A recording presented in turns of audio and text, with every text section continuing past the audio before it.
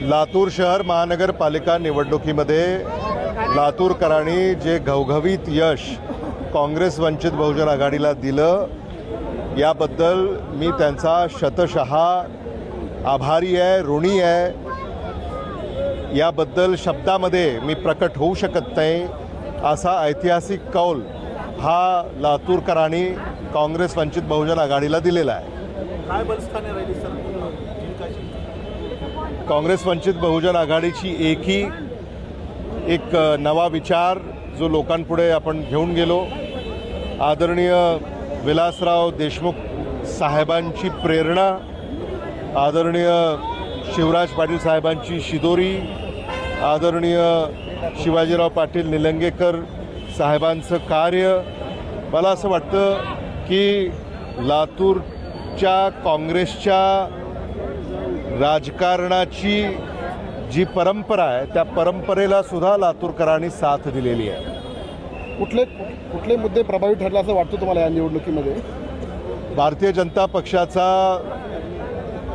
भ्रष्टाचारानं बरबटलेला जो कारभार आहे तो लातूरकरांनी जवळून पाहिला आहे आणि त्याच्या विरोधामध्ये लातूरकरांनी मतदान केलं आहे। लातूरकरांना भारतीय जनता पक्ष लातूरवर जे काही अतिक्रमण करण्याचा प्रयत्न त्यांचा गेली अनेक दिवस सुरू आहे तो या मतदानातनं त्यांनी हाणून पाडलेला आहे। लातूरकरांनी हे स्पष्टपणे भारतीय जनता पक्षाला या मतदानातून संदेश देण्याचा प्रयत्न केलेला आहे की लातूरमध्ये ढवळाढवळ करण्याची गरज नाही।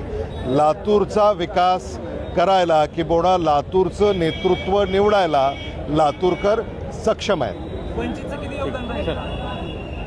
वंचित बहुजन आघाडीचं मोलाचं योगदान या विजयामध्ये आहे हे मी स्पष्ट करू इच्छितो। संजय गायकवाड काँग्रेस संपवतो असा विधान केला होता, आता काय सांगा?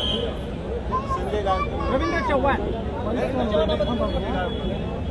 नाही, मला असं वाटतं की अशाच वक्तव्याला लातूरकरांनी अमान्य केलं आणि अशा वक्तव्याला लातूरकरांनी जबरदस्त चपराक दिली आहे असं मी म्हणेन। विलासराव साहेबांच्या आठवणी पुसायला निघाले होते मात्र जास्त अधोरेखित झाले होते। ते मला असं वाटतं की राजकारणामध्ये विचारानं लढावं। राजकारणाचा स्तर जर तुम्ही असा खालावला तर लातूरचे मतदार त्याला ते स्वीकारत नाहीत, थारा देत नाहीत, सहन करत नाहीत, हे त्यांनी मतदानातून दाखवून दिलेलं आहे।